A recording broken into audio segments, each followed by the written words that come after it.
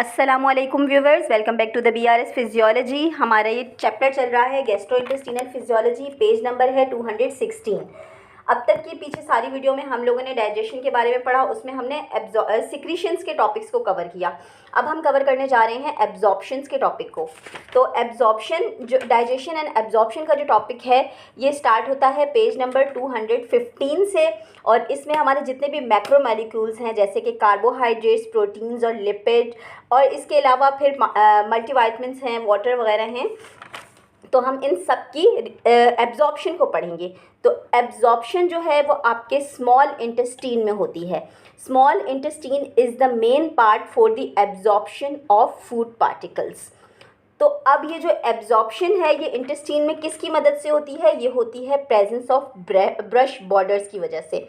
आपकी जो small intestine होती है, इसके अंदर बहुत सारे ब्रश बॉर्डर्स होते हैं जो कि एब्जॉर्प्शन के लिए सरफेस एरिया को इंक्रीज़ करते हैं। इसकी एग्जांपल बिल्कुल टावल के जैसी, कि जैसे आपके टावल के ऊपर बहुत सारी भुर होती है तो वो बहुत सारा वाटर को एब्जॉर्ब कर लेती है। बिल्कुल इसी तरह आपके इंटेस्टीन में क्या होता है, ब्रश बॉर्डर्स होते हैं जो कि हमारे जितने भी न्यूट्रिएंट्स हैं, हमारे कार्बोहाइड्रेट्स, प्रोटीन्स, लिपिड्स, इन सबको एब्जॉर्ब करती है इनटू दी बॉडी, यानी कि ब्लड में लेकर जाती है। तो अब मूव करते हैं पेज नंबर 216 के ऊपर। पेज नंबर 216 पर हम डाइजेशन ऑफ कार्बोहाइड्रेट्स के बारे में पढ़ेंगे। जी तो व्यूअर्स, पेज नंबर 216 जिसमें digestion and absorption of carbohydrates है, मैंने इसको समराइज़ किया है अपने नोट्स के अंदर। तो सबसे पहले हमारे पास जितने भी कार्बोहाइड्रेट्स होते हैं उनको हम बायोकेमिस्ट्री की लैंग्वेज में क्या कहते हैं? पॉलीसैकेराइड्स कहते हैं। और ये पॉलीसैकेराइड्स जो हैं, जब हमारी बॉडी में जाते हैं, इनकी हाइड्रोलिसिस होती है, ये ब्रेक डाउन हो जाते हैं स्मॉलेस्ट पार्टिकल्स में और कन्वर्ट होकर क्या बन जाते हैं? मोनोसैकेराइड्स। और हमारे जो ब्लड के अंदर एब्जॉर्प्शन होती है कार्बोहाइड्रेट्स की, it take place in the form of monosaccharides. तो पहले कार्बोहाइड्रेट्स को ब्रेक डाउन होना पड़ता है from polysaccharides into the monosaccharides, then these monosaccharides get absorbed into the blood in the small intestine. तो पॉलीसेक्राइड्स को मोनोसेक्राइड्स में कन्वर्ट करने के लिए जो मैकेनिज्म, जो हमारे पास स्टेप होता है, जो प्रोसीजर होता है, इसको हम कहते हैं हाइड्रोलिसिस। तो जितने भी मैक्रोन्यूट्रिएंट्स हैं हमारी बॉडी में, इनकी डाइजेशन के लिए हमें एंजाइम्स चाहिए होते हैं जिनको हम हाइड्रोलाइटिक एंजाइम्स कहते हैं। कार्बोहाइड्रेट की डाइजेशन में यूज़ होने वाले हाइड्रोलाइटिक एंजाइम्स कौन कौन से हैं? सलाइवा से शुरू होते हैं तो हमारे पास अमाइलेज और अमाइलेजेस होते हैं, लाइपेज होते हैं। लाइपेज लिपिड के लिए है और अमाइलेज कार्बोहाइड्रेट्स के लिए है। देन माल्टेज है, अल्फा डेक्स्ट्रिनेज है, सुक्रेज, लैक्टेज एंड ट्री हेलेज। ये 6 एंजाइम जो कि BRS फिजियोलॉजी में लिखे हुए हैं, ये सारे आपको याद करने हैं कि ये हमारे पास कार्बोहाइड्रेट की डाइजेशन में हेल्प करते हैं। तो इसमें अल्फा अमाइलेज एक ऐसा एंजाइम है जो कि सलाइवरी में भी होता है, यानी आपके माउथ में भी कार्बोहाइड्रेट की डाइजेशन करवाता है, और हमारे पास पैंक्रियाज में से भी रिलीज होता है, और ड्यूडेनम में भी डाइजेशन ऑफ कार्बोहाइड्रेट्स में हेल्प करता है। इसके अलावा सबसे ज़्यादा जो हम कार्बोहाइड्रेट कंज्यूम करते हैं वो सुक्रेज की फॉर्म में होता है, तो सुक्रोज की फॉर्म में होता है। तो सुक्रोज को ब्रेक डाउन करने के लिए हमारे पास कौन सा एंजाइम होता है? सुक्रेज होता है। तो ये सुक्रेज जो होता है, ये सुक्रोज शुगर को ब्रेक डाउन करता है into the glucose and fructose. ठीक हो गया? Sucrose is a sugar that is break down into the glucose and the fructose by the help of enzyme sucrase। ये आपने सिर्फ याद रखना है कि सुक्रोज के मोनोमर्स कौन से हैं हमारे पास? Glucose and fructose. इसी तरह लैक्टोज के मोनोमर्स कौन से होते हैं? Glucose and galactose. ये हमारे पास MCQs पॉइंट ऑफ व्यू से बहुत इंपॉर्टेंट क्वेश्चन है। तो नेक्स्ट हमारे पास है एब्जॉर्प्शन ऑफ कार्बोहाइड्रेट्स। तो पहली चीज़ तो डाइजेशन होती है हाइड्रोलाइटिक एंजाइम्स की मदद से। हाइड्रोलाइटिक एंजाइम की मदद से जब कार्बोहाइड्रेट डाइजेस्ट हो गया, अब उसको एब्जॉर्ब करना है। तो एब्जॉर्प्शन होती है कहाँ पर? स्मॉल इंटेस्टीन में। और एब्जॉर्ब करने के लिए हमारे पास क्या चाहिए होता है? ट्रांसपोर्टर्स। तो ये ट्रांसपोर्टर्स, कार्बोहाइड्रेट ट्रांसपोर्टर्स, जो कि आपके स्मॉल इंटेस्टीन की ल्यूमिनल मेम्ब्रेन में और हमारे पास बेसमेंट मेम्ब्रेन में होते हैं, ये ट्रांसपोर्टर्स कौन कौन से होते हैं? तो पहले इसमें आ जाते हैं SGLT ट्रांसपोर्टर्स और सेकंड आते हैं ग्लूट ट्रांसपोर्टर्स। अब SGLT और ग्लूट ट्रांसपोर्टर्स का फ़र्क समझ लीजिए।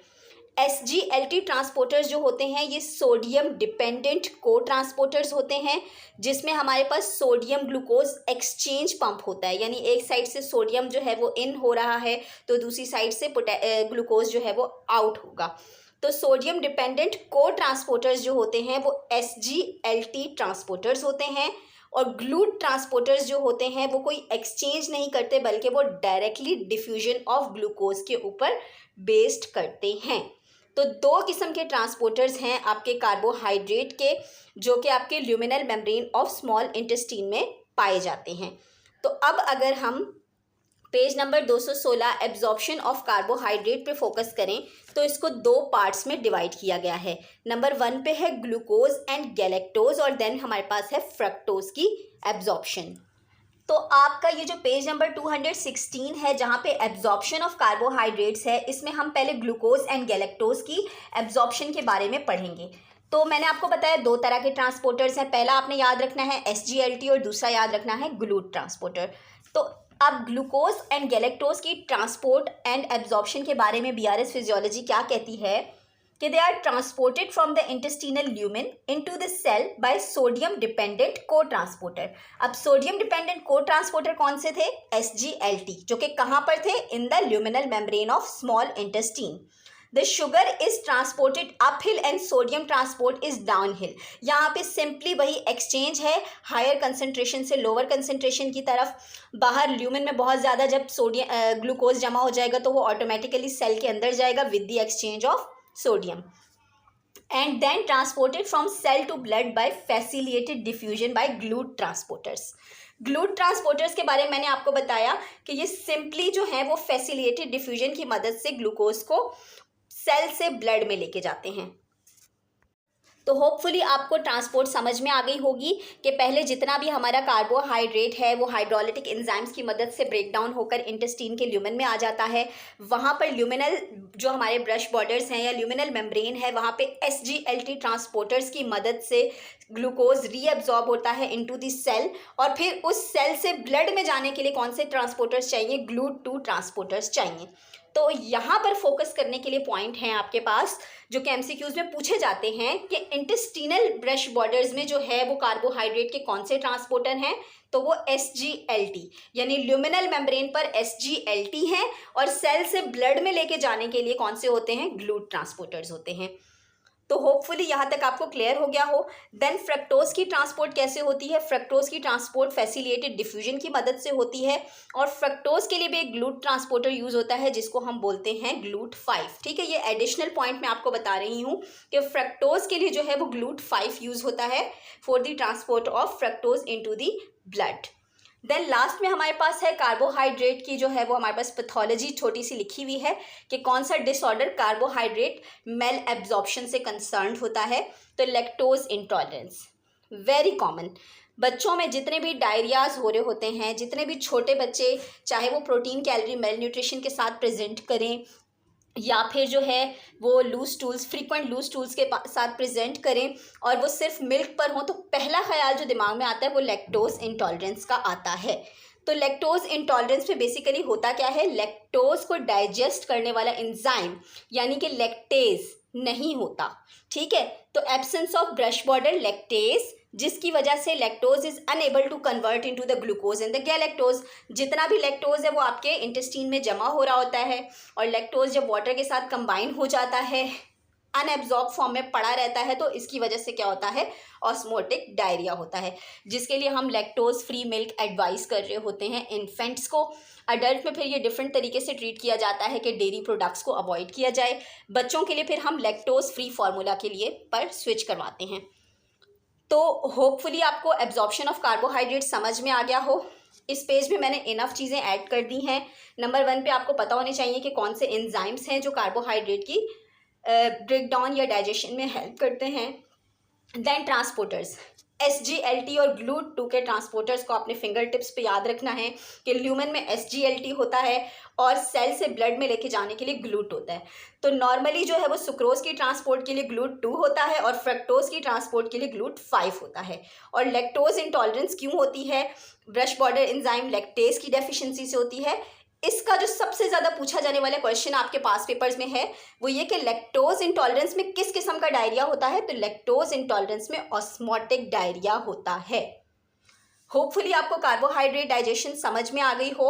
अगर यहाँ पे मैंने कहीं पे भी कोई मिस्टेक की है काइंडली मुझे कमेंट सेक्शन में करेक्ट कर दीजिएगा। और अगर आपके लिए यूज़फुल है मेरी वीडियोस तो काइंडली इसे दूसरों से ज़रूर शेयर कीजिएगा। Thank you so much for watching this videos.